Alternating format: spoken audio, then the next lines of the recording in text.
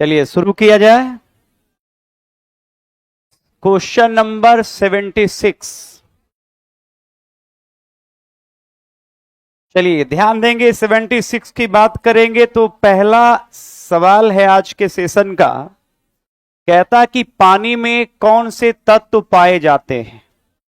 तो स्पष्ट रूप से ध्यान रखिएगा कि पानी में तो हवा रहता ही है, अर्थात ऑक्सीजन है ना। तो ध्यान रखिएगा कि पानी में हवा तो रहेगा, जिसके कारण जलीय जीव रहते हैं। जैसे मछली ऑक्सीजन कहां से लेता है? पानी से लेता है। और फिर ध्यान रखिएगा कि पानी को जब हम गर्म करेंगे तो वो क्या बनेगा? जलवाष्प। क्या बनेगा? तो पानी को जब हम गर्म करेंगे तो क्या बनेगा? जलवाष्प। क्या बनेगा? तो स्पष्ट रूप से ध्यान रखिएगा कि हवा और जलवाष्प किस में पाया जाता है? पानी में। क्लियर ना? नेक्स्ट सवाल की ओर चलेंगे। नेक्स्ट सवाल देखेंगे क्या कहता है। लीजिए, चलिए सवाल बढ़िया है, देखेंगे। और प्रीवियस ईयर प्रीवियस जो भी एग्जाम हुआ है पिछला, उसका सारा क्वेश्चन भी हम आपको दिखाते जाएंगे। वो ब्लू शर्ट वाले थोड़ा सा अलर्ट पर रहे हैं। आपको कहीं कोई दिक्कत है? ठीक है, आराम से जाइए, है ना। चलिए ध्यान दीजिएगा, अंतरिक्ष में जाने वाले पहले भारतीय कौन थे? भाई ध्यान रखेंगे, राकेश शर्मा। देखिए ये राकेश शर्मा है, इनका मूल रूप याद रखेंगे, हरियाणा इनका जन्म हुआ था। और ध्यान रखेंगे कि वर्ष 1984 तो 1984 में याद रखेंगे, ये रसिया के सहयोग से पूर्व सोवियत संघ रूस यूएसएसआर अर्थात पूर्व सोवियत संघ रूस के सहयोग से ये कहां पहुंचे थे? अंतरिक्ष। कौन भाई? राकेश शर्मा। कब गए थे? 1984 में राकेश शर्मा प्रथम भारतीय अंतरिक्ष यात्री थे, जो पूर्व सोवियत संघ रूस अर्थात रशिया के सहयोग से, ये ध्यान रखेंगे, कहां पहुंचे थे? अंतरिक्ष में। तो स्पष्ट रूप से याद रखें, राकेश शर्मा गए थे कब? 1984। कब गए थे और किसके सहयोग से? रूस के। किसके? कंफर्म ना? चलिए नेक्स्ट सवाल देखेंगे क्या कहता है। नेक्स्ट सवाल देखेंगे। कल भी इस सवाल से हमने आपको बताया था कि जल डमरू देखो भाई, दो बड़े जल भागों को ये क्या करता है? जोड़ता है। क्या करता है? जोड़ता है। इसे जल डमरू मध्य, या इसे ध्यान रखिएगा कि जल संधि भी कहा जाता है। क्या कहा जाता है? जल संधि। क्या कहा जाता है? अब देख लीजिए यहां पर जो मैं आपको एक जल संधि दिखा रहा हूं, ये एक विशेष सागर है, नाम सुने होंगे ब्लैक सी, जिसे काला सागर कहते हैं। क्या कहते हैं? काला सागर। क्या कहते हैं? काला सागर के ठीक इस एरिया में आप देखेंगे मेडिटेरियन सी है, जिसको हम भूमध्य सागर कहते हैं। क्या कहते हैं? भूमध्य सागर का नाम सुने हो ना। जबकि यूरोप और एशिया के बीच एक और सागर यहां पर है, जिसका नाम है मरमरा सागर। क्या नाम है? तो याद रखेंगे, मरमरा की बात करेंगे तो मरमरा सागर की बात करेंगे। ये मरमरा सागर जो है, ये एक देश है, तुर्की का नाम सुने होंगे। कौन सा? तुर्की की राजधानी कहां है? अंकारा। कहां है? किसकी राजधानी? तुर्की की राजधानी कहां है? और तुर्की के पास एक सागर है, मरमरा सागर, और यहीं पर एक जलसंधि है। और इस जलसंधि को हम, ध्यान रखिएगा, बॉस्फोरस जलसंधि कहते हैं। क्या कहते हैं? बॉस्फोरस। क्या कहते हैं? तो याद रखिएगा, बॉस्फोरस की बात करेंगे, बॉस्फोरस जलसंधि की बात अगर करेंगे तो ये काला सागर को मरमरा सागर से, काला सागर को कौन जलसंधि? बॉस्फोरस। कौन सा? और ये यूरोप महादेश को, ये एशिया से अलग करता है। यूरोप को किससे अलग करता है? यूरोप को। तो याद रखिएगा, जलसंधि या जलडमरू मध्य, जैसे मैंने कई बार बताया कि एक जलसंधि है पाक जलसंधि। कौन जलसंधि? पाक जलसंधि भारत और श्रीलंका को अलग करता है। भारत और श्रीलंका को कौन जलसंधि? कौन? पाक जल संधि। कौन जल संधि? दुनिया में कई जल संधि हैं, जिसमें एक सबसे महत्वपूर्ण जल संधि का नाम सुने होंगे, जिब्राल्टर। नाम सुने हैं? कौन सा? जिब्राल्टर जल संधि सबसे महत्वपूर्ण जल संधि इसलिए है क्योंकि दुनिया का एक बहुत बड़ा व्यापार इसी के माध्यम से गुजरता है। और ये ध्यान रखिएगा कि ये भूमध्य सागर को किससे जोड़ता है? अटलांटिक से। किससे? तो भूमध्य सागर को अटलांटिक महासागर से एक जल संधि जोड़ता है। कौन? जिब्राल्टर। कौन? और ये यूरोप महादेश को अफ्रीका से अलग करता है। यूरोप को किससे? यूरोप को कौन? जिब्राल्टर। कौन? जबकि मानव द्वारा भी जल क्षेत्र को जोड़ने के लिए बनाया जाता है। और दुनिया का सबसे बड़ा, ध्यान रखेंगे, दो जल क्षेत्रों को जोड़ने वाला व्यापार के दृष्टिकोण से दुनिया का सबसे बड़ा नहर है सुएज नहर, जो मिस्र में पड़ता है, जो भूमध्य सागर को लाल सागर से, भूमध्य सागर को कौन नहर? तो सुएज नहर भूमध्य सागर को लाल सागर, भूमध्य सागर को कौन नहर? सुएज। कौन? कुछ जल संधि है जैसे मलक्का। कौन? नाम सुने ना? कौन सा? मलक्का। कौन सा? हार्मुज। कौन? हार्मुज जल संधि ईरान और ओमान के पास है। ईरान और किसके पास? और इंडोनेशिया और मलेशिया, के पास है मलक्का। कौन? उसको बोल मथवा पर हाथ कहे धैले है।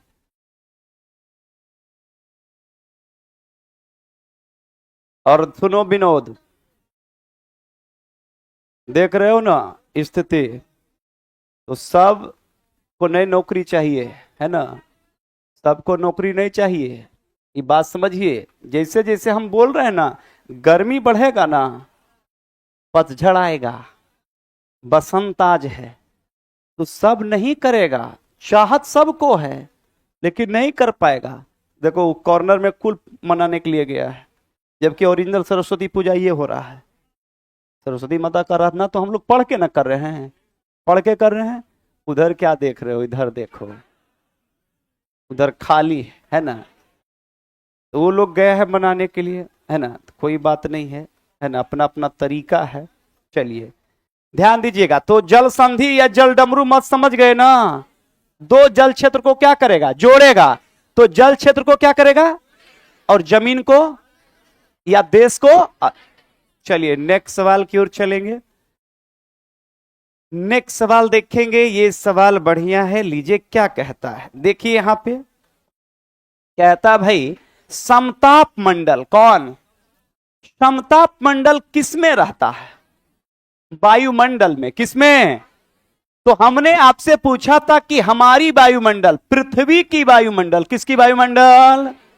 पृथ्वी के वायुमंडल में टोटल लेयर कितने हैं? 5। किसने स्तर? 5। कितने स्तर? 5। कितने? तो वायुमंडल में सबसे पहला क्षोभ मंडल। कौन मंडल? नाम सुने हो ना? क्षोभ के बाद समताप। कौन सा? बहुत अच्छा, समताप मंडल। कौन मंडल? समताप के बाद मध्य मंडल। कौन मंडल? कन्फर्म ना? मध्य के बाद आयन। कौन? आयन मंडल। कौन मंडल? जगह नहीं है तो इधर लिखेंगे वायुमंडल। कौन मंडल? तो बताओ भाई कि पृथ्वी के वायुमंडल में कुल कितने लेयर? कितने? सबसे निचला कौन? सबसे निचला क्षोभ मंडल। कौन? क्षोभ मंडल ट्रोपोस्फेयर, क्षोभ मंडल। दूसरा समताप। कौन? तीसरा याद रखेंगे मध्य। कौन? मध्य। और चौथा आयन। और पांचवा वायुमंडल। क्लियर? प्यारे, मौसम संबंधित मैंने कल बताया था, मौसम संबंधित सारे घटना कहां होगी? क्षोभ मंडल। कहां पे? बताओ। हवाई जहाज, वायुयान, कहां पे, कहां पे? फिर पूछेगा कि बताओ ओजोन कहां रहता है, कहां पे? अगर ये डैमेज हो जाएगा तो विश्व का तापमान बढ़ेगा कि घटेगा? तो एक सवाल फिर बन गया कि ओजोन किस मंडल में, कौन मंडल? ओजोन खत्म होएगा तो विश्व का तापमान बढ़ेगा कि घटेगा? क्या? ई ओजोनमा को डैमेज करेगा सीएफसी, कौन? Chlorofluoro, chlorofluoro. तो ओजोन को डैमेज कौन करेगा? सीएफसी। क्लियर ना? और स्पष्ट रूप से ये सबसे ज्यादा सीएफसी निकलता किससे है? एसी से ना। तो याद रखेंगे जब ये डैमेज होगा तो ध्यान रखेंगे ओजोन डैमेज होगा, विश्व का तापमान बढ़ जाएगा। तापमान क्या होगा? तो याद रखेगा बढ़ जाएगा किसके डैमेज होने के बाद? ओजोन। किसके? जबकि याद रखेगा मध्यमंडल, कौन? इसमें एक जी याद रखेगा उल्का पिंड, कौन पिंड?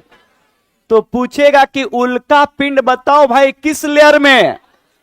तो मध्यमंडल में क्या रहता है? उल्का पिंड, कौन? जबकि आयन मंडल, कौन? आयन मंडल में याद रखिए रॉकेट, कौन? तो बताओ रॉकेट और उपग्रह, रॉकेट और तो मानव द्वारा भेजे गए उपग्रह या रॉकेट किस मंडल में, किसमें? और याद रखेंगे सबसे ऊपर है वायुमंडल, कौन? एक्सोफेयर, कौन? इसमें प्यारे हाइड्रोजन गैस और हीलियम, हाइड्रोजन और तो बताओ हाइड्रोजन और हीलियम किस लेयर में? वायुमंडल। किसमें? हवाई जहाज चलेगा किसमें? समताप में। ओजोन किसमें? समताप में। मौसम संबंधित घटना किसमें? कन्फर्म ना? तो इस तरीके से याद रखिएगा आप कि समताप मंडल जिसमें हवाई जहाज चलेगा और इसी में ओजोन रहता है, तो ये ध्यान रखिएगा ये हमारे वायुमंडल का पार्ट है। लेकिन ये लेयर की बात करेंगे तो आपका समताप मंडल जो है वो क्षोभ मंडल के ऊपर होता है। क्षोभ मंडल के, तो क्षोभ मंडल के ऊपर कौन? समताप मंडल। कौन मंडल? टोटल लेयर कितने? 5। कितने? 5। कितने? क्षोभ मंडल। कौन? समताप मंडल, मध्य मंडल, आयन मंडल, वायुमंडल। क्लियर? ध्यान दीजिएगा। नेक्स्ट सवाल चलेंगे और नेक्स्ट सवाल की ओर क्या कहता है ये ध्यान दीजिएगा। कई बार मैंने आपसे बताया है कि ध्यान रखिएगा, यहां पे कहता है कि पृथ्वी के प्रमुख महासागरों का नाम लिखिए। तो सबसे पहले कौन? पैसिफिक ओशियन, अटलांटिक, हिंद महासागर, आर्कटिक और दक्षिणी। आर्कटिक और कौन? मुख्य रूप से 4 है लेकिन हम 5 बताएंगे क्योंकि मुख्य तो 4 है, जिसमें ध्यान रखेंगे प्रशांत, अटलांटिक, हिंद और दक्षिणी महासागर, जबकि एक दक्षिणी को याद रखेगा और एक आर्कटिक। तो टोटल मुख्य रूप से 4, लेकिन कहीं कहीं पर आप 5 भी देख सकते हैं, जिसमें सबसे पहला प्रशांत महासागर। कौन? सबसे बड़ा कौन है? प्रशांत। सबसे बड़ा कौन? प्रशांत महासागर। कौन महासागर? प्रशांत के बाद कौन है? अटलांटिक। कौन? हिंद महासागर। कौन? आर्कटिक। कौन? और दक्षिणी। कौन? तो टोटल कितने हैं? 5। कितने? 5। याद रखिएगा सबसे बड़ा कौन है? प्रशांत। और कल मैंने बताया था कि दुनिया में सबसे ज्यादा ज्वालामुखी, क्या भाई? तो बताइए ज्वालामुखी सबसे ज्यादा किस महासागर में है? प्रशांत में। किसमें है? जिसे याद रखेंगे ring of fire. Ring of, तो याद रखेंगे रिंग ऑफ फायर के नाम से, रिंग ऑफ फायर के नाम से किस महासागर को जानते? किस महासागर को? दुनिया का सबसे गहरा ट्रेंच मेरियाना। कौन सा? कौन सा? तो मेरियाना ट्रेंच या मेरियाना की खाई बताइए किस महासागर में था? किसमें? तो रिंग ऑफ फायर के नाम से प्रशांत महासागर। सबसे ज्यादा ज्वालामुखी उद्गार कहां होता है? प्रशांत महासागर। आकार में सबसे बड़ा कौन है? प्रशांत महासागर। कौन है? प्रशांत महासागर। पृथ्वी के दोनों एरिया में याद रखेंगे इसकी स्थिति है, जबकि दूसरा सबसे बड़ा कौन था? अटलांटिक। कौन सा? कौन सा? कौन सा? कौन सा? इसी में सुनते होंगे एक खास सागर है बरमूडा सागर। कौन सा?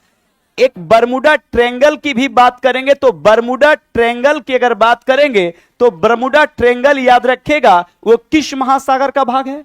अटलांटिक का। किसका? किसका? कौन सा? बरमुडा। कौन सा? कौन सा? तो बरमुडा ट्रेंगल की बात करेंगे तो किसका भाग है? अटलांटिक का। किसका? अटलांटिक का। चलिए नेक्स्ट सवाल की ओर चलेंगे।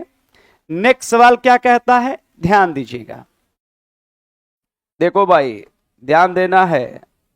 कहता है कि जल मंडल में जल का आवागमन क्या कहलाता है? क्या कहलाता है? अब प्रोसेस समझिए। जल चक्र क्या है?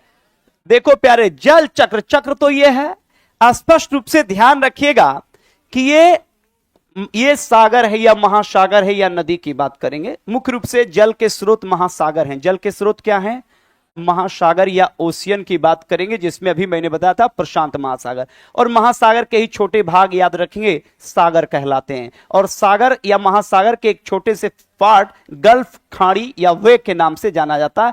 खाड़ी के नाम से आप लोग पढ़ते होंगे या उसे वे या गल्फ कहते हैं। ये तीन पार्ट हैं, महासागर, सागर और खाड़ी।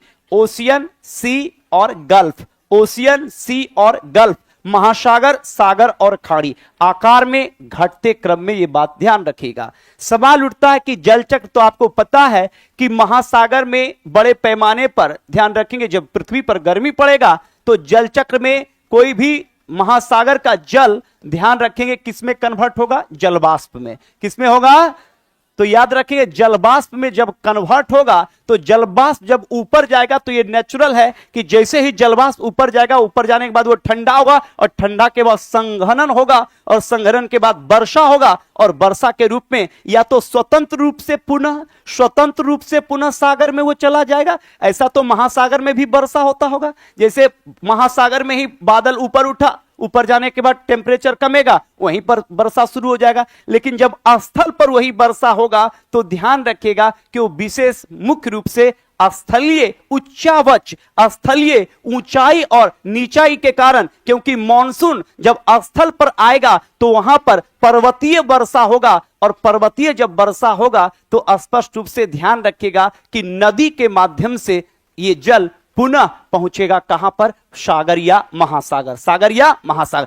तो जैसे ही महासागर से ऊपर गया स्थल पर वर्षा होगा और फिर वो याद रखेंगे नदी के द्वारा कहां आ जाएगा? महासागर। तो बताइए जल चक्र है कि नहीं है? जहां पर पानी था वहीं पर पानी आ गया, तो वो एक साइकिल भी उसको कह सकते हैं या उसे जल चक्र कहते हैं। तो यही माध्यम कहता है कि जल मंडल में, तो हमारा जल मंडल का सबसे बड़ा स्रोत कौन है? महासागर। कौन? जल मंडल का सबसे बड़ा स्रोत कौन है? कौन? तो महासागर से याद रखेंगे जलवाष्प बनेगा और फिर पानी किसी ना किसी माध्यम से कहां पहुंचेगा? क्योंकि पृथ्वी पर की जितनी भी नदियां हैं वो सारी नदियां याद रखेंगे महासागर या सागर में गिरती है। दुनिया की जितनी भी बड़ी नदियां हैं, नील नदी अफ्रीका में, अमेजन नदी आपके दक्षिण अमेरिका में, मिसिसिपी नदी उत्तरी अमेरिका में, यूरोप की सबसे लंबी नदी वोल्गा एशिया की सबसे लंबी नदी, यांगस्टी ऑस्ट्रेलिया की सबसे लंबी नदी, मरे और डार्लिंग भारत की सबसे लंबी नदी, आपका गंगा हो या प्रायद्वीप की सबसे लंबी नदी गोदावरी, ये सारी की सारी नदियां या तो महासागर में गिरती है या तो सागर में गिरती है या तो खाड़ी में गिरती है। क्लियर ना? तो इस तरीके से याद रखेंगे ऐसे क्षेत्र जल चक्र से गुजरते हैं। चलिए नेक्स्ट सवाल की ओर चलेंगे। नेक्स्ट सवाल क्या कहता है, ध्यान दीजिएगा। ये देखिए सवाल अभी बताए अब बनेगा, है ना? कहता है भाई अभी मैंने पढ़ाया था कि वायुमंडल में कौन सा परत सूर्य की हानिकारक किरणों का रक्षा करता। और ये सवाल देखिएगा कि ओरिजिनल जब हम लेके आएंगे, 5 सवाल एवरीडे लेके आते हैं, सारे के सारे सवाल ज्योग्राफी के पूछे गए एग्जाम में हैं। क्योंकि जो चैप्टर है वो वायुमंडल है, ब्रह्मांड है, आपके पर्वत, पठार, नदी, झील, झरना, जलप्रपात से सारे सवाल पूछे जाते हैं। तो ये स्पष्ट कहता है कि सूर्य के हानिकारक किरणों की रक्षा करता है। ये तो नॉर्मल है। कौन? ओजोन। कौन? और ओजोन के बारे में अभी मैंने कहा था कि किस लेयर में है? समताप मंडल। कौन मंडल? तो समताप की बात करेंगे। समताप मंडल में कौन सा परत है? ओजोन। कौन सा? ओजोन। और अगर ओजोन को डैमेज कौन करता है? CFC। कौन करता है?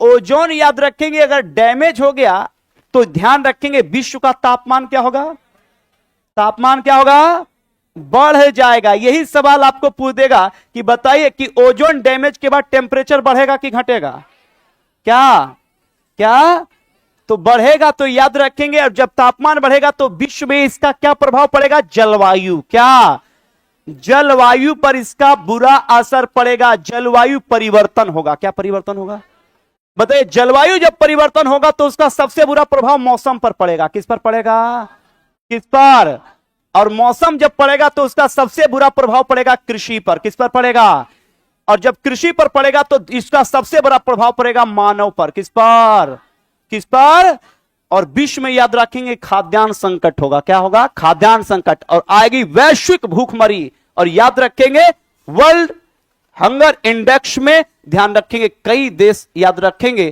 कई हजार रैंक ऊपर चला जाएगा, क्योंकि अनाज रहेगा नहीं। इस लेकर यह एक अंतरराष्ट्रीय मुद्दा है, और इस मुद्दे पर याद रखेंगे जहां एक भी अनाज नहीं होता है वो देश भी याद रखेंगे इस मुद्दे पर सबसे पहले आकर बैठता है। जैसे सारे खाड़ी देश फंडिंग करता पैसा, किस मामले पर हम आपके साथ हैं। क्यों, भले ही दुनिया में सबसे ज्यादा अनाज उत्पादन के दृष्टिकोण से भारत और चाइना है, दुनिया में सबसे ज्यादा गेहूं के उत्पादन में याद रखेंगे भारत, चीन, अमेरिका, रशिया है, लेकिन जहां एक भी अनाज नहीं होता, जैसे आप लगभग खाड़ी देश की बात करेंगे, सऊदी अरब की बात करेंगे, ईरान की बात करेंगे, कतर की बात करेंगे, यूएई की बात करेंगे, बहरीन की बात करेंगे, जॉर्डन की बात करेंगे, सीरिया की बात करेंगे, लेबनान की बात करेंगे, यहां भले ही याद रखेंगे चावल अनाज नहीं होता, लेकिन सब चावल और ध्यान रखेंगे गेहूं खाता है। और यह एक अंतरराष्ट्रीय मुद्दा होगी, क्योंकि जब भारत के पास ही अनाज नहीं रहेगा तो भारत भेजेगा कहां से।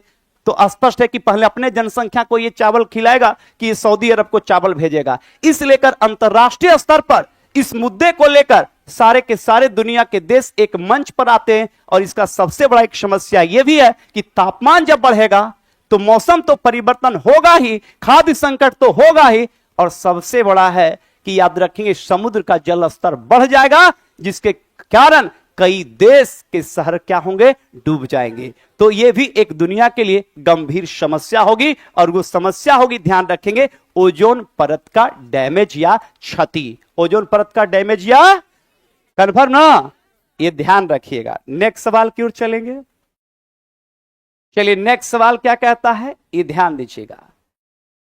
कहता है भाई, कहता है, लीजिए ये समझिए आप, कहता है पृथ्वी पर जीवन के लिए कौन सा गैस है, ऑक्सीजन। कौन सा, ऑक्सीजन कितना प्रतिशत है, 21, कितना प्रतिशत।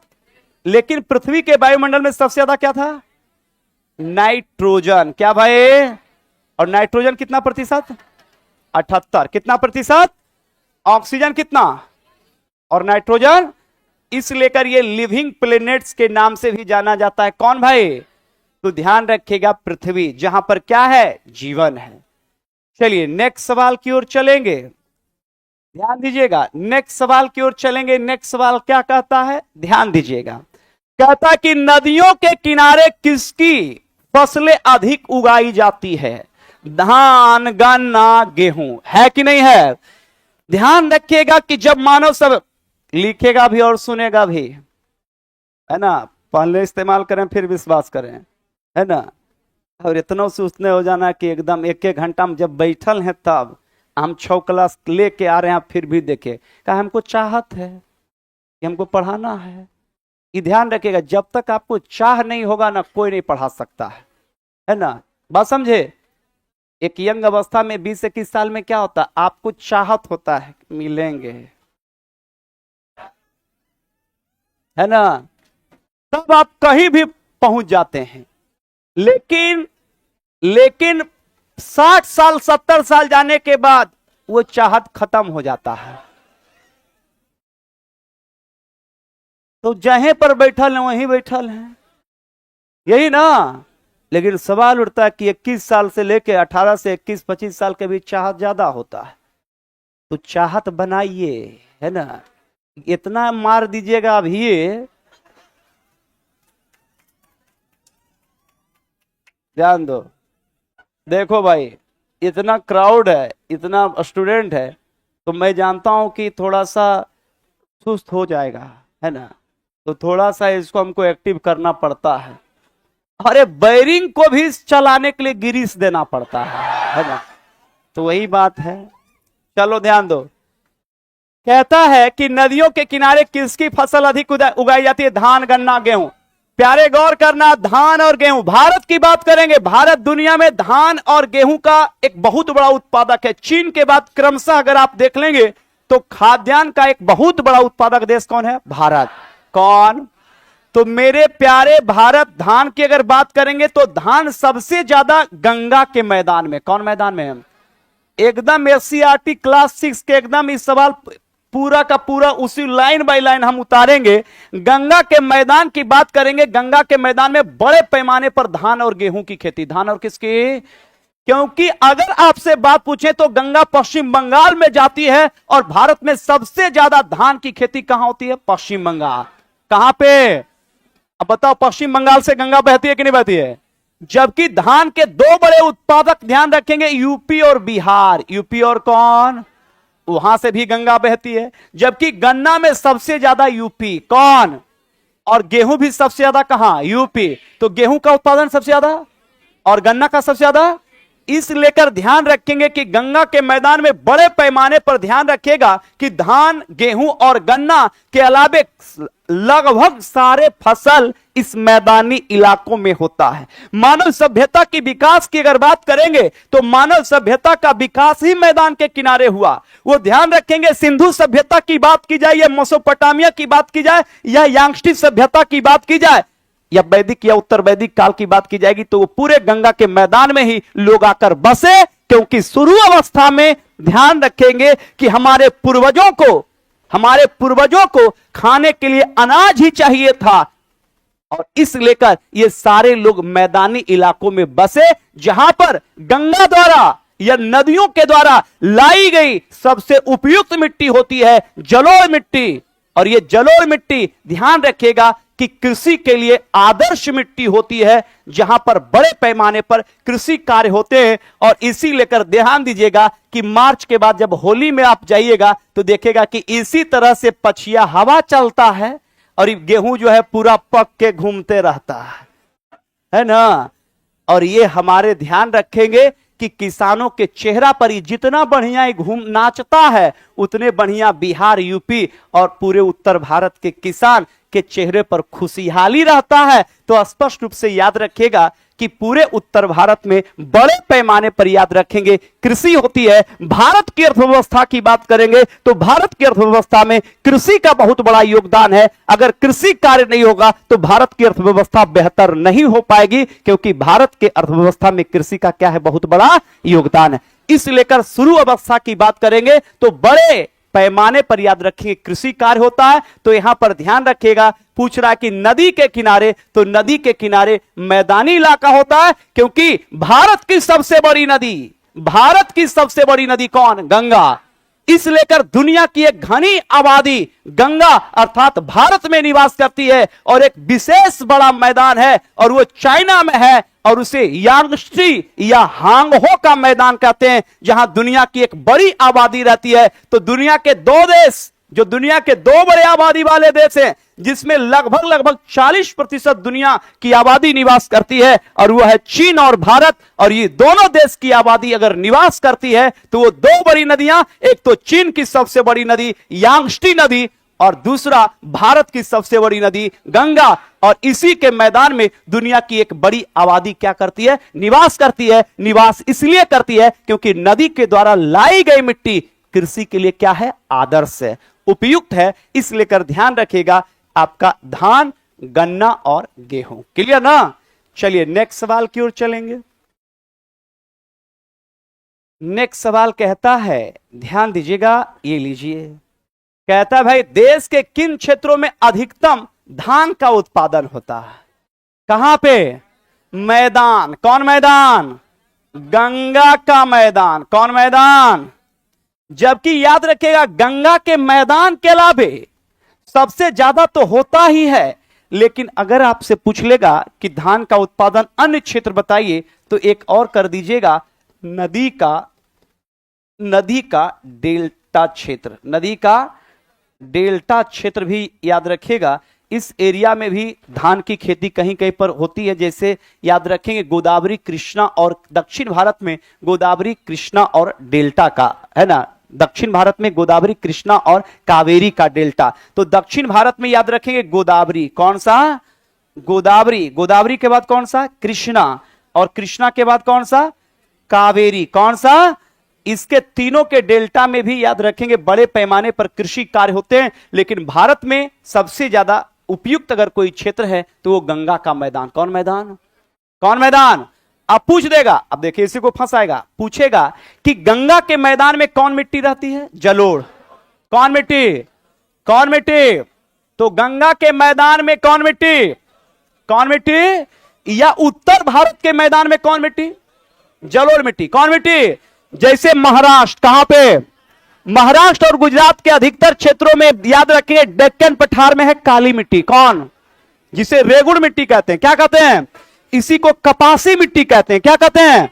जबकि झारखंड के छोटा नागपुर बेल्ट में लाल मिट्टी। कौन, जबकि केरल में लेटेराइट। कौन, कौन, तो केरल के मालाबार तट पर कौन मिट्टी, लेटेराइट। कौन, जबकि पूछेगा कि तमिलनाडु के कोरोमंडल तट पर कौन मिट्टी है तो बोलिएगा जलोढ़। कौन, क्योंकि तमिलनाडु के कोरोमंडल तट पर और आंध्र प्रदेश के उत्तरी सरकार तट पर और उड़ीसा के उत्कल या कलिंग तट पर महानदी उड़ीसा, गोदावरी और कृष्णा आंध्र प्रदेश, और कावेरी नदी ध्यान रखिएगा तमिलनाडु में डेल्टा का निर्माण करती है। इसलिए कर दक्षिण भारत में आंध्र प्रदेश और तमिलनाडु में चावल की खेती बहुत होती है, क्योंकि चावल की खेती के लिए सबसे उपयुक्त अगर कोई मिट्टी है तो जलोढ़। कौन, कौन, बगल में तमिलनाडु है और बगल में केरल में उतनी चावल की खेती नहीं होती है।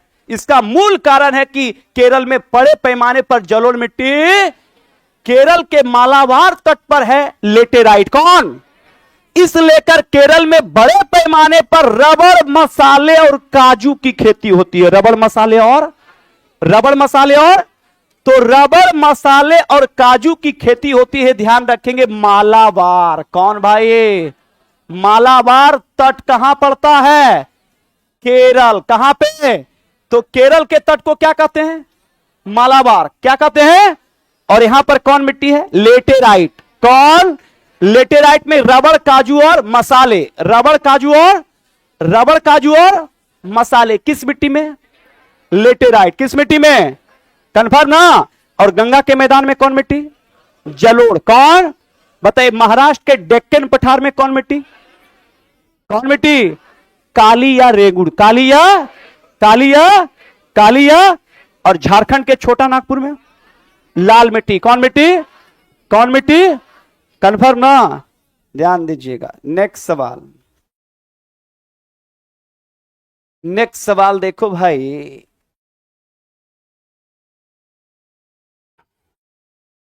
अब देख लीजिए सवाल ये पूछे गए हैं, है ना। सवाल क्या पूछे गए हैं, अब ध्यान दीजिएगा। जो हम पढ़ाए हैं उसी से रिलेटेड सवाल है कि ओजोन O3 के बारे में कुछ तथ्य हैं। मध्य आवृत्ति वाली परावैंगनी विकिरण को क्या कर लेती है, अवशोषित। सवाल ये बीपीएससी टायर 3.0125 20/7/2024 के ये सवाल हैं और पूछा गया था कि ओजोन O3 के बारे में कुछ तथ्य हैं। तो ये इसका ऑप्शन है कि मध्य आवृत्ति वाली परावैंगनी विकिरण को ये क्या कर लेती है, अवशोषित कर लेती है। कौन, ओजोन। कौन, जिस कारण ध्यान रखेंगे सूर्य का बहुत ज्यादा किरण पृथ्वी पर नहीं पहुंच पाता है, और इसके कारण ध्यान रखेंगे हमारी पृथ्वी का सुरक्षा कवच भी कहा जाता है। किसको भाई, ओजोन को। किसको कहा जाता है, किसको कहा जाता है। और हमने अभी कहा था कि ओजोन अगर डैमेज होगा तो बहुत ज्यादा किरणें आएंगी, जिसके कारण टेम्परेचर या विश्व का तापमान क्या होगा, बढ़ जाएगा। और विश्व का तापमान जब बढ़ेगा तो दुनिया में सबसे पहले याद रखेंगे जलवायु परिवर्तन क्या होगा, और विश्व का तापमान बढ़ेगा। तो स्पष्ट रूप से ये सवाल पूछे गए थे। तो ये परावैंगनी विकिरण को क्या कर लेती है, अवशोषित कर लेती है। कौन भाई, ओजोन। क्लियर ना। चलिए एक सवाल तो आपका ये था। दूसरा सवाल देखिए, ये भी टायर में ही पूछा गया है। ये सवाल क्या है देखेंगे, कहता है यहां कह रहा है, ये सवाल पुनः देखेंगे, कहता है वायुमंडल के किस परत में हवाई जहाज उड़ता है? अभी पढ़ा है बीपीएससी टायर, ये भी 3.0125 15/3/2024 को 15/3/2024 को पूछा गया था कि वायुमंडल के किस परत में हवाई जहाज उड़ता है? समताप मंडल। किस मंडल में? लेकिन अभी मैंने इससे एक सवाल बताया था कि समताप मंडल में ही ओजोन लेयर है। कौन लेयर है? तो बताओ भाई, ओजोन परत जो है वो किस लेयर में है? किस मंडल में? किस मंडल में? अब इससे एक सवाल और है कि समताप, तो जहां पर याद रखेंगे तापमान बराबर हो, तापमान क्या हो? तो तापमान बराबर हो या समान हो, तापमान बराबर हो या सामान्य हो, उसको क्या कहते हैं? समताप मंडल। क्या कहते हैं? असमताप मंडल हमारे वायुमंडल का कौमा लेयर है, क्योंकि क्षोभ मंडल के बाद कौन? क्षोभ मंडल के बाद, क्षोभ मंडल के बाद। तो बताओ कि समताप मंडल में ही कौन परत है? कौन? कौन? कन्फर्म ना? तो ये स्पष्ट रूप से याद रखेंगे। ये आपका दूसरा महत्वपूर्ण सवाल जो बीपीएससी में पूछे गए थे। नेक्स्ट इसी चैप्टर से भी कुछ और सवाल हैं जिसमें ध्यान रखेगा। ये सवाल देख लीजिए। अब कहता है कि कौन सा युवा बलित पर्वत नहीं है? आगे इससे भी हम चैप्टर पढ़ाएंगे। तो यह है आरावली और अपलेशियन। कौन सा? ये प्राचीन वलित और मोड़दार पर्वत है। ये भी बीपीएससी टायर 2.062A8 में ये पूछे गए 9/12/2023 को। प्यारे ध्यान रखेगा, आरावली के बारे में हम बात करेंगे। आरावली दुनिया का सबसे प्राचीन, दुनिया का सबसे क्या है? प्राचीन पर्वत का उदाहरण है, जो एक अवशिष्ट पर्वत का उदाहरण है। कैसे पर्वत का उदाहरण? और यह ध्यान रखेगा कि इसका विस्तार जो है वो दिल्ली से लेकर, याद रखेंगे, गुजरात तक है। दिल्ली से लेकर कहां तक है? दिल्ली से लेकर कहां तक है? किसका? आरावली। किसका? आरावली की चोटी का नाम याद रखेंगे गुरु शिखर है। क्या है? कौन शिखर? और ये गुरु शिखर भी कहां पड़ता है? राजस्थान। कहां पे? तो आरावली की चोटी का नाम गुरु शिखर। कौन शिखर? जबकि दिल्ली से कहां तक है? गुजरात। जबकि ये प्राचीन पर्वत का उदाहरण है। कौन? आरावली। कौन? कौन?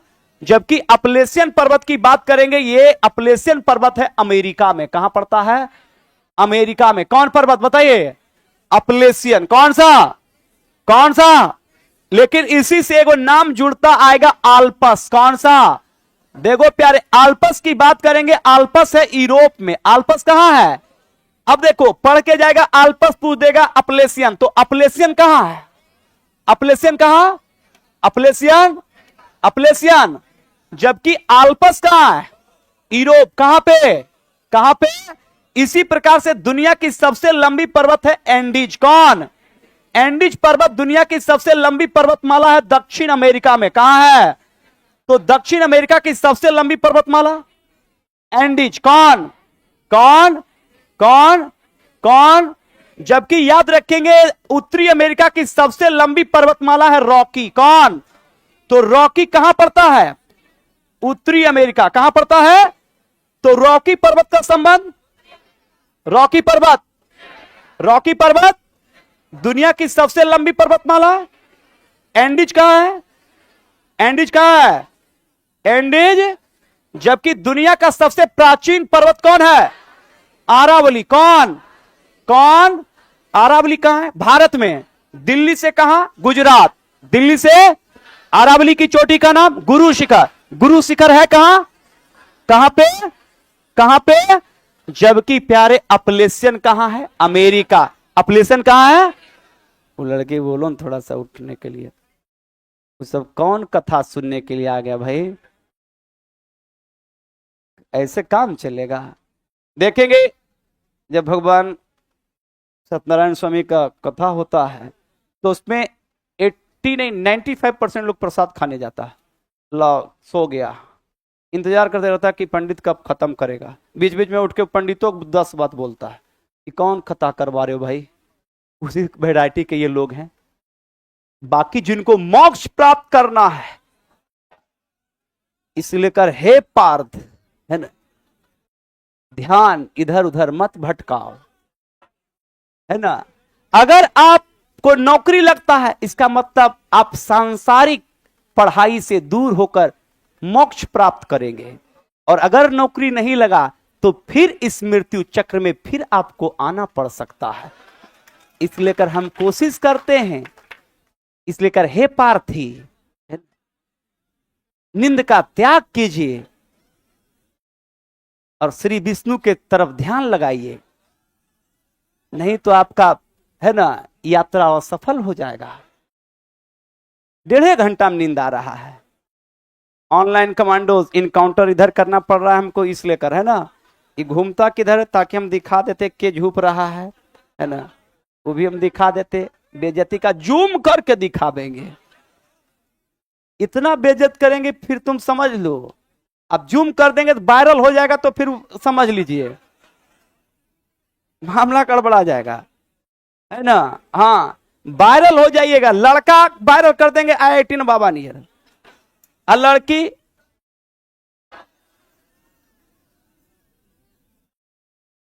चलिए ध्यान दीजिए, इतना एक्टिव है तब भी आप लोग जो है इतना बोल बोल के याद करवाते हैं, प्रेशर पड़ता फिर भी लड़का को जो है। यूट्यूब वाले तो हमारे सारे ठीक ठाक हैं, उनको तो कोई दिक्कत नहीं है। अब प्यारे ध्यान दो, कहता है मेरे नालायकों ध्यान दो, मैदानी क्षेत्र में किस प्रकार के उत्पादन के लिए प्रसिद्ध है? तो मैदानी इलाकों में अनाज सबसे ज्यादा उत्पादन होगा, क्योंकि मैदान में कौन मिट्टी। और प्यारे बताओ, फिर पूछेगा, ये पूछेगा जब भी एग्जाम में कि भारत के मैदान में सबसे ज्यादा कौन मिट्टी। अब पूछेगा कि जलोढ़ मिट्टी के निर्माण कौन करता है? नदी। कौन? भारत की सबसे बड़ी नदी गंगा है, तो गंगा नदी कौन मिट्टी बनाएगा? जलोढ़। कौन? जलोढ़ को SCRT दोनों पढ़िएगा, तो जलोढ़ मिट्टी का एक अन्य नाम है कछारी। क्या? कछारी बोलते हैं कांप। क्या बोलते हैं? कौन मिट्टी? तो कछारी और कांप मिट्टी किसको लड़का पूरा पढ़ के जाता है जलोढ़, और सवेरे एग्जाम में पूछ देता है कांप मिट्टी। कौन? तो SCRT जब आप चेक करेंगे तो वहां पर कछारी और कांप दोनों लिखा रहेगा, कछारी और। तो जलोढ़ मिट्टी को 2 अन्य नाम से, कछारी और कौन। और इसको हमने 2 भाग में बांटा था, खादर। कौन? एक है बांगर। कौन है कि नहीं? तो नई जलोढ़ को क्या कहेंगे? अब पुरानी को कन्फर्म ना। इसमें एक सवाल और पूछेगा कि इस मिट्टी में नाइट्रोजन और फास्फोरस, यही पूछेगा कि नाइट्रोजन और फास्फोरस पोषक तत्व की कमी होती है किस मिट्टी में? तो जलोढ़ मिट्टी में किस पोषक तत्व की कमी होगी? नाइट्रोजन और फास्फोरस। नाइट्रोजन और कौन मिट्टी में? क्लियर ना। इसलिए कर आर्टिफिशियल तरीके से या जैविक तरीके से गोबर का प्रयोग करके या यूरिया का प्रयोग करके हम नाइट्रोजन फास्फोरस का पूर्ति करके हम अनाज का उत्पादन को क्या करते हैं? बढ़ाते हैं। क्लियर ना। नेक्स्ट सवाल की ओर चलेंगे। नेक्स्ट सवाल क्या कहता है? चलिए नेक्स्ट सवाल प्रिंस देख लो भाई। अजय,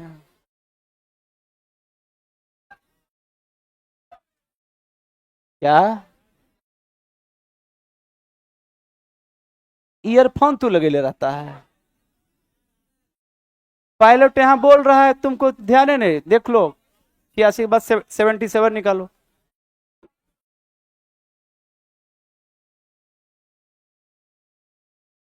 क्या कर रहा है? रुक जाओ, यही तो है। कितना नंबर हुआ था? 86 हुआ था ना। कोई बात नहीं है, हो गया। इसको बड़ा जूम करो।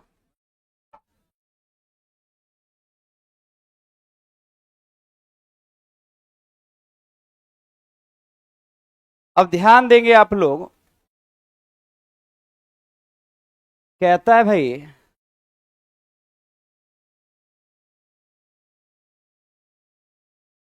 प्यारे ध्यान देना, बिहार से भी सवाल पूछेगा और बिहार भी हम लेके आ रहे हैं, है ना, तो ध्यान रखिएगा। हम तो देखो थोड़ा गर्मी लग रहा है तो हम तुमको क्या लेके, कोल्ड ड्रिंक्स लेके आएंगे कि मत जाओ, छोड़ के ना जाओ। सीधा है ना, जो जा रहा है जाने वाले कोई नहीं रोका है, तो की दिखाना चाहता है, सब लड़का जैसे 5 लड़का ही दिखाना चाहता है कि जो है ना कि हम जाना चाहते हैं। आप क्या कहना चाहते हैं? हम कुछ नहीं कहना चाहते हैं। तुमको लाके स्टेज पर क्या करें कि आरती उतारें कि काहे जा रहा है?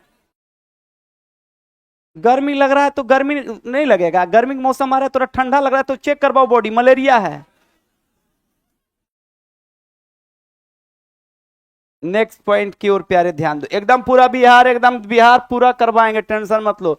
भारत के किस राज्य में मैदानी भाग अधिक है? देख प्यारे, बिहार में तो है, क्योंकि बिहार का 90+ एरिया याद रखेंगे क्या है? मैदानी है। कैसा है? मैदानी, याद रखेंगे। अब प्यारे दे ध्यान दो, सबसे पहले याद रखेंगे मैदानी इलाका हम बात करेंगे। देख एकदम आराम से समझो, ई जो हम नदी लेके आ रहे हैं गंगा, किसको लेके आ रहे हैं? किसको? गंगा। किसको लेके आ रहे हैं? गंगा। आ गई गंगा। प्यारे गंगा जो है ना बिहार में 12 जिला में बहती है। कितना जिला? कितना? कितना? तो बिहार में गंगा कितने जिले में? 12। कितने? कितने? कितने? तो बिहार में टोटल गंगा कितने जिले? 12। कितने? याद रखेंगे गंगा सबसे ज्यादा याद रखेंगे बिहार में बहती है पटना में। कहां पे? सवाल पूछेगा कि बिहार में गंगा सबसे ज्यादा कहां? पटना। कहां पे?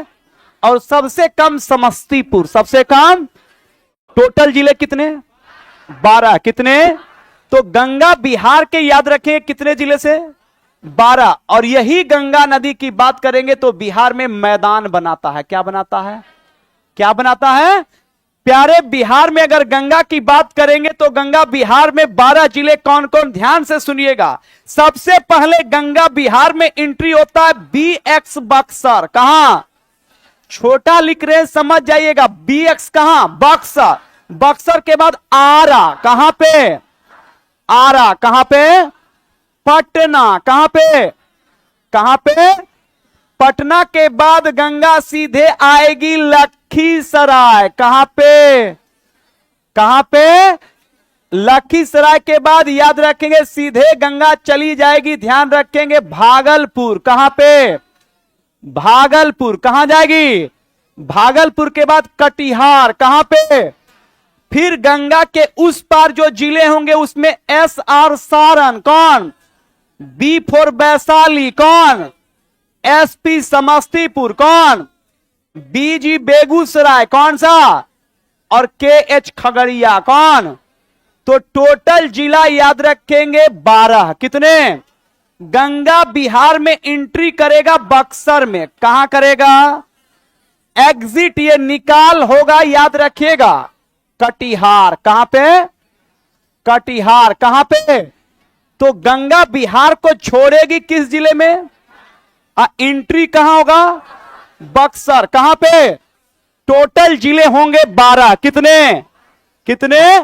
सबसे पहले बक्सर। कौन? बक्सर के बाद आरा। कौन? आरा को भोजपुर कहते हैं। क्या कहते हैं? फिर पटना। कौन? लखीसराय। कौन? कौन? लखीसराय के बाद सीधे मुंगेर। कहां पे? मुंगेर के बाद भागलपुर। कौन? फिर कटिहार। कौन? सारण। कौन? वैशाली। कौन? समस्तीपुर। कौन? बेगूसराय। कौन? और खगड़िया। कौन? तो टोटल जिले कितने? 12। कितने? तो गंगा बिहार के टोटल जिले कितने? सबसे ज्यादा गंगा बहेगी पटना। कहां? और सबसे कम समस्तीपुर। सबसे कम, तो सबसे कम कहां बहेगी? और सबसे ज्यादा पटना। सबसे ज्यादा गंगा एंट्री कहां करेगी? बक्सर। एंट्री कहां? मतलब बिहार में गंगा किस जिले में प्रवेश करेगी? बक्सर में। और छोड़ेगी कहां? कटिहार। कहां? गंगा टोटल जिला कितना? कितना? कितना? कंफर्म ना? गंगा 12 जिले में बहेगी, बाकी कोई जिला में नहीं बहेगी। अगर आपसे पूछेगा कि क्या गंगा की अगर बात करेंगे जो जिले में नहीं बहेगी, उसमें पहला है पश्चिम चंपारण। कौन? पूर्वी चंपारण। कौन? सीतामढ़ी। कौन? शिवहर। कौन? अररिया। कौन? सुपौल। कौन? किशनगंज। कौन? पूर्णिया। कौन? सहरसा। कौन? मुजफ्फरपुर। कौन? गोपालगंज। कौन? कौन? सासाराम। कौन? कैमूर। कौन? औरंगाबाद। कौन? जहानाबाद। कौन? जमुई। कौन? नवादा। कौन? शेखपुरा। कौन? बांका। कौन? यहां से गंगा तो बहेगी। टोटल जिले कितने? 12। कितने? यह पूछेगा। लेकिन अभी तो लग रहा है चलो ठीक है, लेकिन जब यही आ जाएगा कि निम्नलिखित प्रश्नों पर ध्यान दीजिए, गंगा इनमें से किस जिले में प्रवेश या प्रवेश कर देगा या टच करता समझ जाएगा, प्रवाहित नहीं होती है। पहले तो प्रवाहित क्या होता है उसमें भी दिमाग लगाइएगा। और पहला ऑप्शन देगा बक्सर।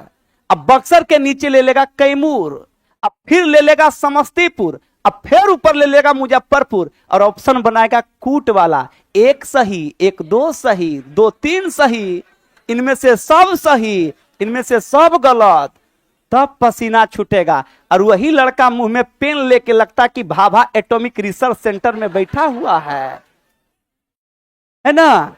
और पूरा का पूरा बगल में कोई बैठल है तो पूरा दिखा रहा है कि हम बहुत बड़ा रिसर्चर हैं। इसका मतलब समझ लेना क्यों नहीं जान रहा है ना।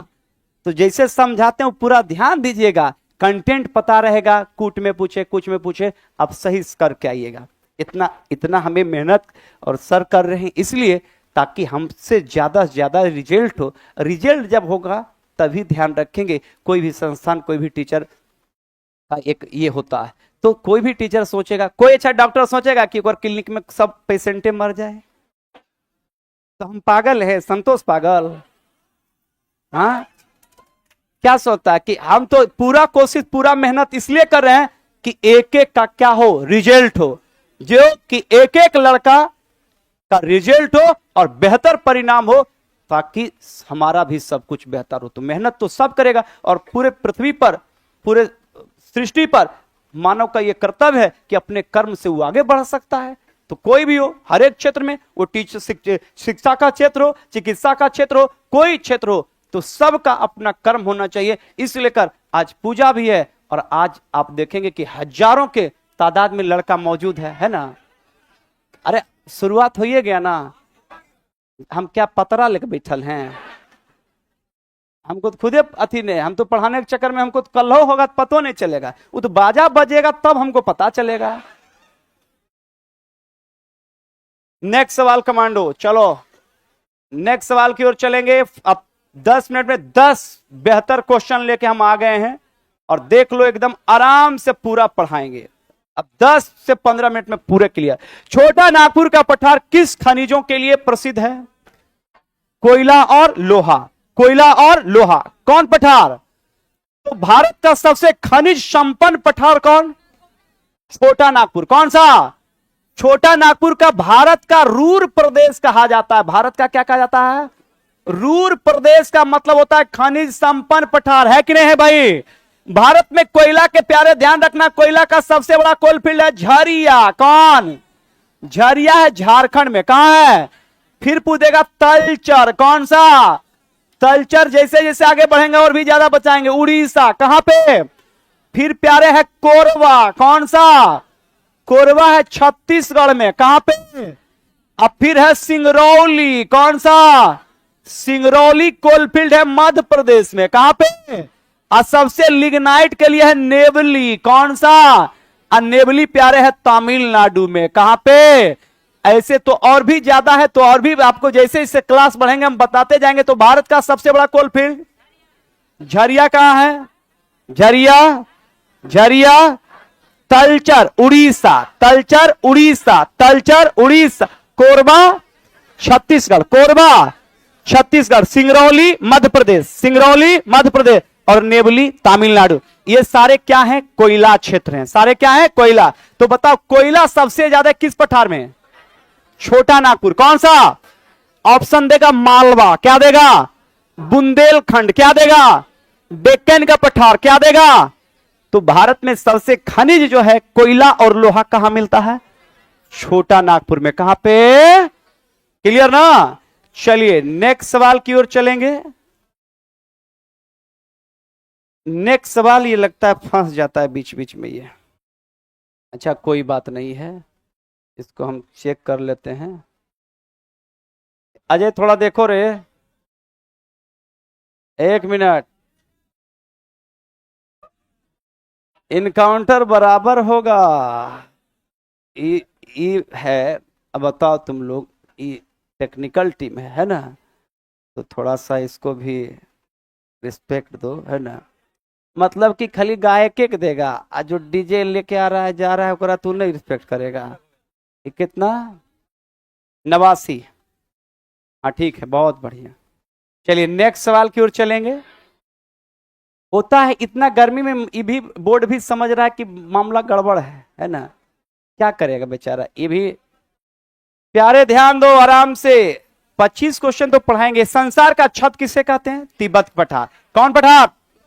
दुनिया का सबसे बड़ा पठार कौन है? बताओ। तिब्बत का पठार। दुनिया का याद रखेंगे, दुनिया का सबसे बड़ा, दुनिया का सबसे, याद रखना, सबसे बड़ा पठार की बात करेंगे तो यह है कौन? तिब्बत का पठार। और तिब्बत का पठार है कहां पे? चीन।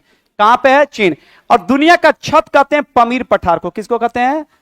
पामीर पठार को कहते हैं। क्या प्यारे? दुनिया का छत। तो याद रखिएगा, दुनिया का छत किसको कहते हैं? दुनिया का छत किसे कहते हैं?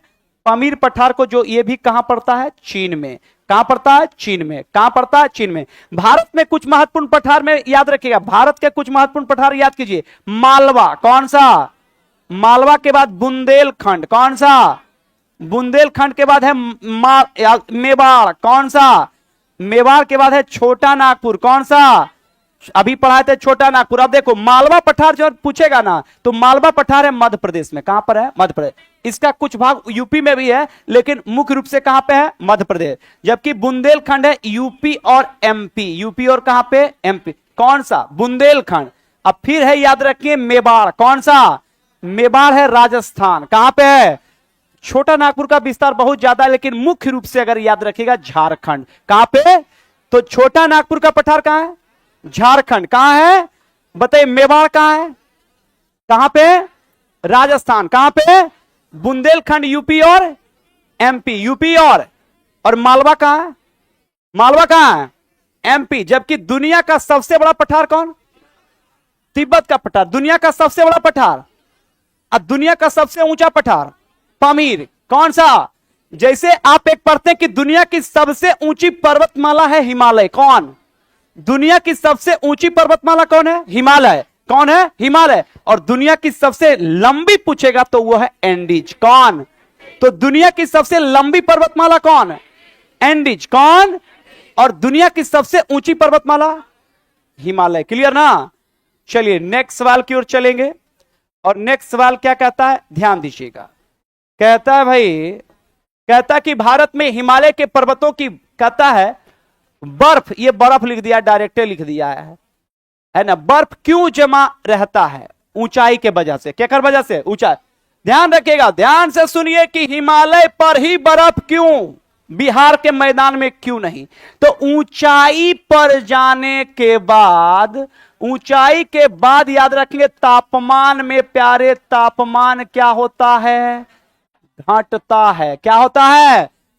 औसतन ऊंचाई जो हिमालय का है वो 6000 मीटर है कहीं कहीं पर, और इसकी सबसे ऊंची चोटी माउंट एवरेस्ट की बात करेंगे 8848। 8800 तो याद रखेंगे कि माउंट एवरेस्ट की ऊंचाई 8848 से औसतन ऊंचाई याद रखेंगे कितना है? 6000। कितना है?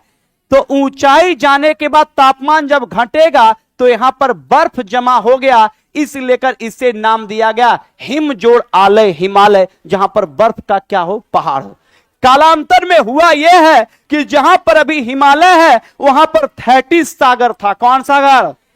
तो एक सवाल यह भी पूछेगा कि जहां पर देखो हिमालय में माउंट एवरेस्ट है, ये कंचनजंगा है, ये नंदा देवी है, ये कामेटी, पूरा बर्फ वाला पहाड़ है, तो जहां पर ये हिमालय था तो आज से करोड़ों साल पहले यहां पर एक सागर हुआ करता था, थेटिस सागर। कौन सागर बताओ? थेटिस सागर। कौन सागर?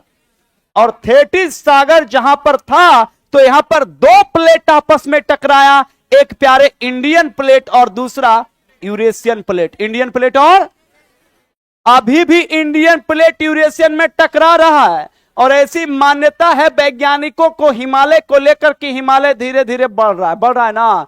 मतलब इंडियन प्लेट किस में सट रहा है? यूरेशियन। तो पूर्व में थेटिस सागर पर याद रखेंगे, इंडियन प्लेट जब यूरेशियन से टकराया या इंडियन प्लेट जब खिसका तो याद रखेंगे थेटिस सागर में, थेटिस सागर जहां पर याद रखेंगे भी हिमालय है। जैसे प्यारे ध्यान रखना कि जहां पर यह बिल्डिंग है वहां पर आज से 500 साल पहले यह बिल्डिंग नहीं था। हो सकता है कि पाटलिपुत्रा में अशोक यहां पर आके घूमता होगा 1000 साल 1500 साल पहले, है कि नहीं है? तो जहां पर यह बिल्डिंग है तो क्या आज से 500 साल पहले यह बिल्डिंग था? और क्या आज के 500 साल के बाद यह बिल्डिंग रहेगा? कहां जाएगा?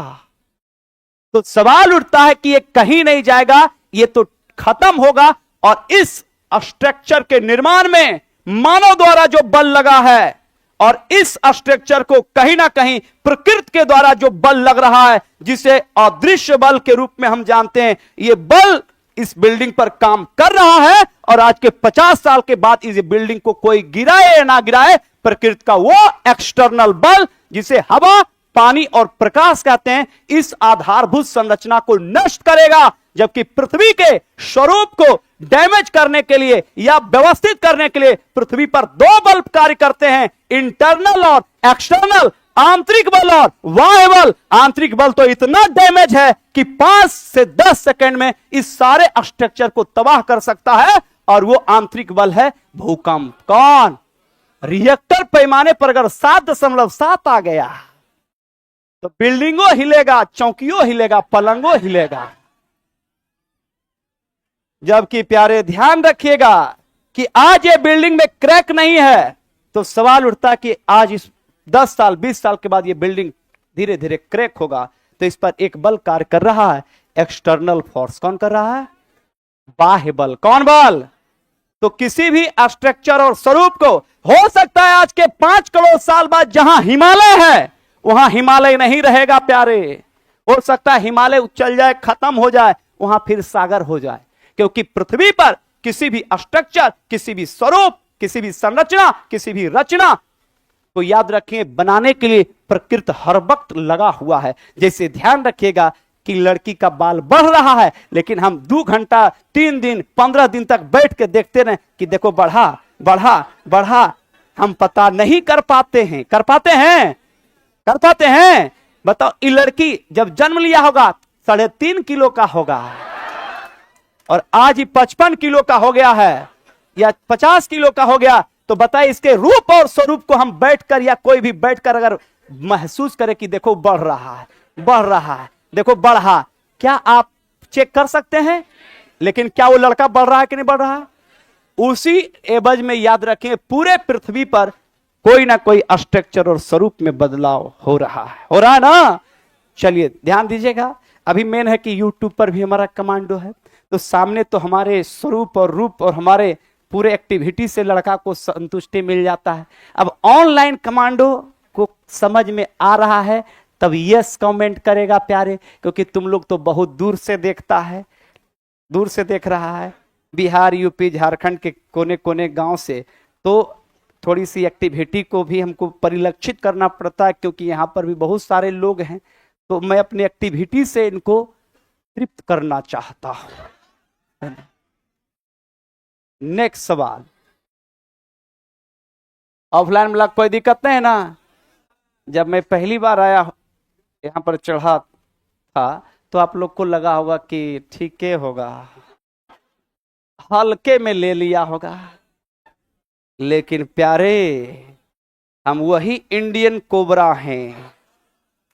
आकार हमारी स्वरूप भले ही छोटा है, लेकिन पॉइजन थोड़ा ज्यादा है ना। और टीम में जो भी हमारे हैं तो वो समझिए कि है ना, टेंशन आप लोग को हम होने नहीं देंगे।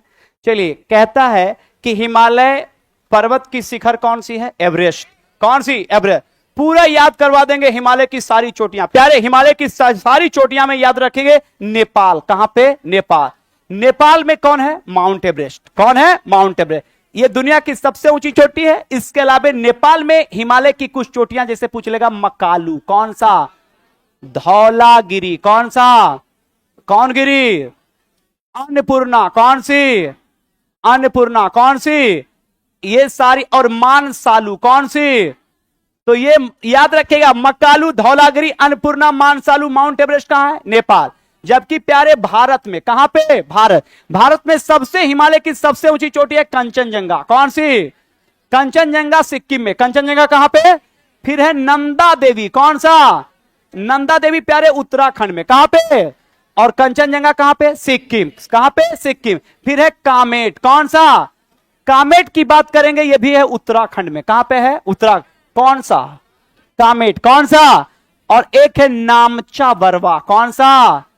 नामचा बरवा की बात करेंगे तो प्यारे याद रखेंगे, यह तिब्बत और अरुणाचल की सीमा पर है। तिब्बत और किसकी सीमा पर है? तो भारत में हिमालय की प्रमुख चोटी है कंचनजंगा। कौन? कंचनजंगा कहां है? सिक्किम। नंदा देवी उत्तराखंड। कामेट कहां है? उत्तराखंड। नामचा बरवा कहां है? तिब्बत और अरुणाचल। जबकि नेपाल में मकालू, धौलागिरी, अन्नपूर्णा, मानसालू और दुनिया की सबसे ऊंची चोटी माउंट एवरेस्ट कहां पड़ता है? नेपाल। कहां पड़ता है? तो नेपाल में पहला कौन? Mount Everest. माउंट एवरेस्ट के बाद मकालू, मकालू के बाद धौलागिरी, अन्नपूर्णा, मानसालू। कहां पे? नेपाल। कंचनजंगा कहां है? सिक्किम। नंदा देवी उत्तराखंड, कामेट उत्तराखंड, नामचा बरवा तिब्बत और अरुणाचल। तिब्बत और, कंफर्म ना? चलिए नेक्स्ट सवाल की ओर चलेंगे। चलिए नेक्स्ट सवाल देखेंगे क्या कहता है, और नेक्स्ट सवाल की ओर चलेंगे। तो नेक्स्ट सवाल में ध्यान दीजिएगा, कितना क्वेश्चन हुआ है? ये बार बार ही हैंग के करता है। 94 ना? अच्छा ठीक है, और 5-7 क्वेश्चन करवा देते हैं। नहीं ना, हमारा जो टास्क वो तो हम समझ ही रहे हैं। 10 मिनट रुकिए ना। प्रेशर में आप हमको दे दीजिएगा, हम चाह रहे हैं, आप जो है हो गया। कहाँ जाइएगा? गांधी मैदान। खुद तो आइसक्रीम खाइएगा नहीं, जब आइएगा, इसीलिए छुट्टी है। 2 घंटा, जो लड़का 2 घंटा यहां क्लास में बैठ नहीं सकता है, वो 8 घंटा बच्चा कैसे संभालेगा? वही तो हमको तकलीफ है ना। मतलब क्लास पे जाइएगा 1 to 5 में तो बच्चे रहेगा ना। हम कोशिश में है कि, प्रयास में है। अब इस पर अब जाएंगे तो इस पर बात करेंगे टेक्नीशियन से कि भाई मामला ऐसे काहे होता है ना। फटाफट अब 5 मिनट में हम करेंगे। देखो भाई, हिमालय पर्वत का कौन सा हिस्सा बर्फ से ढका है? शीर्ष हिस्सा। कौन सा हिस्सा? बताओ। शीर्ष का मतलब क्या होता है? ऊपर। शीर्ष का मतलब क्या होता है? तो ऊपरी हिस्सा याद रखेंगे, बर्फ से ढका है कि नहीं है? याद रखिएगा। नेक्स्ट सवाल प्यारे ध्यान रखिएगा, सवाल लीजिए। पहाड़ी से बहुत अच्छा कूल सवाल बताएंगे। देखो कितना इंपॉर्टेंट सवाल है। अब जब यही सवाल आएगा तो फिर आएगा पूछने के लिए, और अभी लगेगा कहां भागेगा। चलो ध्यान देना है। बिहार में किस प्रकार के पर्वत पाए जाते हैं? छोटी छोटी पहाड़ियां। कौन सी पहाड़ियां? प्यारे बिहार के पहाड़ी में सबसे पहले सोमेश्वर की पहाड़ी। कौन सा? सोमेश्वर पहाड़ी। कोई बताओ कहां है? पश्चिम चंपारण या बेतिया? पश्चिम चंपारण या, है कि नहीं है? प्यारे मंदार हिल। कौन हिल? मंदार हिल कहां है? बांका। कहां है? फिर है कैमूर की पहाड़ी। कौन सी पहाड़ी? कैमूर पहाड़ी का संबंध याद रखेंगे कैमूर से। कहां से भाई? कैमूर से, है ना।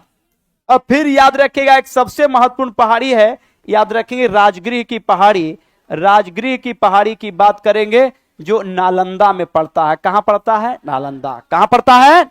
तो बताइए, सोमेश्वर की पहाड़ी कहां है? पश्चिम चंपारण। मंदार हिल कहां है? बांका। कैमूर पहाड़ी कहां है? कैमूर। और राजगिरी की पहाड़ी कहां है? कहां पे? नालंदा। याद रखिएगा। चलिए नेक्स्ट सवाल की ओर चलेंगे। नेक्स्ट सवाल देखिए, ये भी बढ़िया सवाल है। कहता है कि पर्वतीय क्षेत्र में कौन से मुख्य जीव पाए जाते हैं? पशु और पक्षी। पर्वत क्षेत्र में क्या पाया जाता है? अरे ये स्पष्ट रूप से याद रखिए, पर्वत क्षेत्र की अगर बात करेंगे तो सबसे ज्यादा वाइल्ड एनिमल, सबसे ज्यादा कौन? वाइल्ड एनिमल, मतलब जंगली जीव सबसे ज्यादा याद रखेंगे पर्वतीय क्षेत्र में रहते हैं। इस बात का ध्यान रखिएगा। चलिए नेक्स्ट सवाल देखेंगे। देखो तो फिर कट गया है ये, हर एक 3 क्वेश्चन के बाद जो है कैसा पीपीटी सेट करता है पता नहीं चलता है।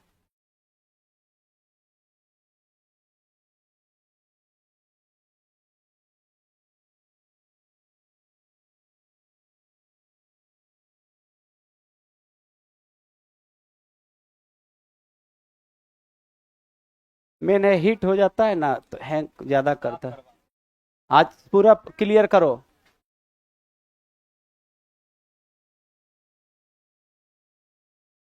एक बार पूरा इसको देख लो, और नए ठंडा पानी 1 बाल्टी रखो।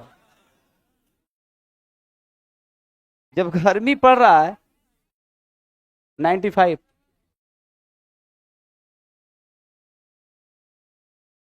हाँ ठीक है, और बढ़ो। हाँ ठीक है।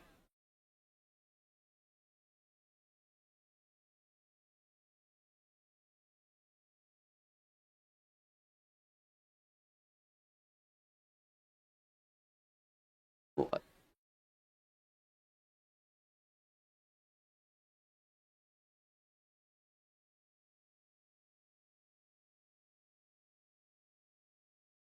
95 करो ना, हो जाएगा। 95 करो, ठीक है, हो गया। देख लो भाई, अब अगर हुआ तो फिर मामला गड़बड़ा देंगे। मेन टाइम तो इसी में जाता है। चलिए ध्यान दीजिएगा। नेक्स्ट सवाल देखेंगे। कहता है भाई, शिमला और कश्मीर के लोग कौन सा खेल आएगा? क्रिकेट, वॉलीबॉल, है ना। और उसके बाद आ जाएगा एक और कबड्डी, एगो ये भी आएगा। तो ही पेचीदा बनाएगा सवाल। आसान तो आपको लगता है। ध्यान दीजिएगा, शिमला और कश्मीर के लोग कौन सा खेल खेलते हैं? देखिए है कि नहीं है? तो ये स्केटिंग याद रखिए, बर्फ पर खेला जाता है। कहां पर खेला जाता है? बर्फ पर। अब पूछेगा कि बर्फ पर कौन सा खेला खेला जाता है? कौन सा? तो ये ध्यान रखिएगा। तो इसका सही आंसर दिया हुआ है, पूरा इसको याद कर लेना। स्टैटिक्स ज्योग्राफी टाइप का है। नेक्स्ट सवाल की ओर चलेंगे। कहता है प्यारे, कहता है कि वलित पर्वत की सतह कैसी होती है? उबाड़ खबाड़। कैसी होती है? वलित। बताइए, वलित पर्वत का सबसे बड़ा उदाहरण कौन है? हिमालय। कौन? वैसे पर्वत जो बल से, किससे? बल से, 2 प्लेट के आपसी टकराव या दबाव के कारण, बल के कारण जो पर्वत का निर्माण होता है वो किसे कहते हैं? वलित पर्वत। दुनिया के जितने ऊंचे ऊंचे पर्वत हैं वलित पर्वत के उदाहरण है। वलित पर्वत का उदाहरण में पहला कौन है? हिमालय। हिमालय के बाद याद रखेंगे दूसरा है रॉकी। कौन सा? रॉकी। रॉकी के बाद है एंडीज। कौन सा? एंडीज। एंडीज के बाद याद रखेंगे आल्पस। कौन सा है? आल्पस। आल्पस के बाद है यूराल। कौन सा? यूराल। तो बताओ भाई कि दुनिया के सबसे वलित पर्वत में पहला कौन? हिमालय के बाद रॉकी, रॉकी के बाद एंडीज, एंडीज के बाद एल्पस, एल्पस के बाद यूराल। कौन सा? यूराल। कंफर्म ना? अब बताइए, एशिया और यूरोप को अलग कौन करता है? कौन? यूराल। कौन? जबकि दुनिया की सबसे लंबी पर्वतमाला मैंने बताया था एंडीज। क्लियर ना? चलिए नेक्स्ट सवाल की ओर चलेंगे। नेक्स्ट सवाल कहता है, यह सवाल भी बढ़िया है, देख लीजिए। कहता है कि भारत में कौन सा पर्वत का उदाहरण, कहता है प्रश्नोत्तीय पर्वत है। तो ये ध्यान रखिएगा, ये प्रिंट यहां पर गलत है ना। ये सवाल होना चाहिए कौन सा पर्वत उदाहरण है। तो स्पष्ट रूप से ये याद रखेंगे, यहां पर आप ऐड कर दीजिएगा ब्लॉक पर्वत। कैसा पर्वत? ब्लॉक पर्वत। ब्लॉक पर्वत का उदाहरण कौन है? सतपुड़ा। कौन भाई? सतपुड़ा। कैसे पर्वत का उदाहरण है? ब्लॉक। अब ध्यान दीजिएगा कि ब्लॉक क्या होता है। यह पर्वत 2 नदी के बीच में है, एक है नर्मदा और दूसरा है ताप्ती। कौन है? ताप्ती।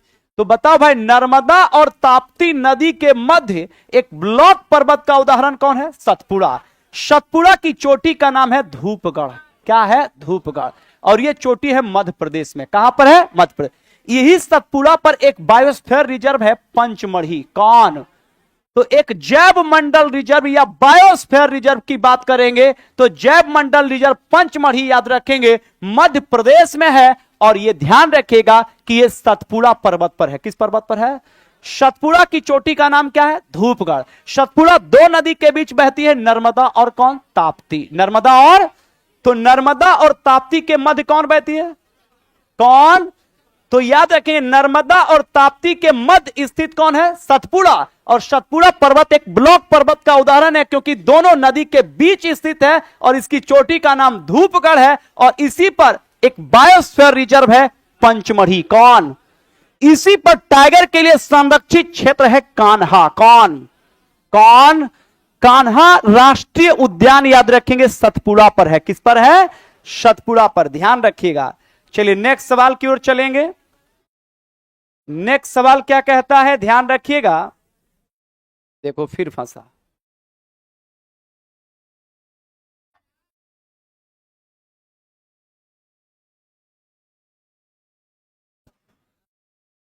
अंठानवे तो करके ही जाएंगे, बात समझे? हाँ, अब ध्यान दो भाई, ध्यान देना है। ये सब सिस्टम थोड़ा सा इसमें ये, हाँ वही ज्यादा हो गया है ना, इसलिए कर खुले में मोबाइल खोलते हो तो नहीं पता चलता है। हाँ कुछ भी है ना उसमें डिस्टर्ब होता है, तो अगर देखने का इच्छा रहता है तो देखते हैं। गजब हाल है भाई तू लोग। चलो ध्यान दो, चलो ध्यान दो भाई, ध्यान दो। यहाँ पे इनकाउंटर जारी है। भारत की किस पर्वत को ज्वालामुखी सक्रिय बोलते हैं? बैरन आइलैंड। कौन आइलैंड? अब बताओ बैरन जो एकमात्र ज्वालामुखी है कहां पर है? अंडमान। कहां पे प्यारे? अंडमान निकोबार। कौन निकोबार? तो अंडमान निकोबार पर याद रखेंगे भारत का सबसे जागृत ज्वालामुखी कौन है? बैरन। कौन सा? तो बैरन का संबंध कहां से है? अंडमान। कहां से? दुनिया का सबसे ऊंचा ज्वालामुखी की बात करेंगे कोटोपैक्सी। कौन सा? अब बताओ कोटोपैक्सी किस देश में है? इक्वाडोर। कहां पे है? इक्वाडोर। जबकि इटली में सबसे महत्वपूर्ण ज्वालामुखी है, याद रखिए अस्ट्रोम्बोली। कौन सा? अब बताओ भाई अस्ट्रोम्बोली ज्वालामुखी कहां है? इटली। कहां पे? इटली। एक है एटना। कौन सा? एटना भी है इटली में। कहां पर है? इटली। तो बताओ दुनिया का सबसे ऊंचा ज्वालामुखी कौन है? कोटोपैक्सी। कोटोपैक्सी किस देश में है? जबकि अस्ट्रोम्बोली कहां है? इटली। और एटना कहां है? इटली। और भारत में है बैरन। कहां पे? अंडमान निकोबार। कहां पे है? अंडमान निकोबार। याद रखिएगा। अब देखो भाई ध्यान देना है। 99 में क्या कह रहा है? कहता है कि विश्व की सबसे घनी वनस्पति कहां पाई जाती है? मैदानी क्षेत्र में। कहां पाई जाती है? तो विश्व की सबसे घनी वनस्पति कहां प्यारे? मैदानी क्षेत्र में। इस लेकर क्योंकि बड़े पैमाने पर यहां कृषि होता है। क्या होता है? कृषि होता है। इस लेकर सबसे घनी, याद रखिएगा कि वनस्पति की बात करेंगे तो वो मैदानी इलाकों में होता है जहां पर बड़े पैमाने पर, अभी मैंने बताया था कि धान और याद रखेंगे गेहूं की खेती क्या होती है? होती है ना। चलिए नेक्स्ट सवाल की ओर चलेंगे और आज का सेशन यहीं तक है ना। चलिए 99 तक। नेक्स्ट क्लास कल। और YouTube पे हमारे कमांडो ध्यान रखिएगा कि लगातार आप लोग बने रहिए, है ना। और लगातार जब आप बने रहेंगे तो स्पष्ट रूप से ध्यान रखेंगे आपको ज्यादा से ज्यादा लाभ मिलेगा, है ना। और सिलेबस का PDF तो सब लोग को मिल गया है? मिल गया है ना। जिनको नहीं मिला है तो वो एक एक ले लीजिएगा, इन्हें कि 5-5 उठा लीजिएगा। एक व्यक्ति सिर्फ एक लेंगे।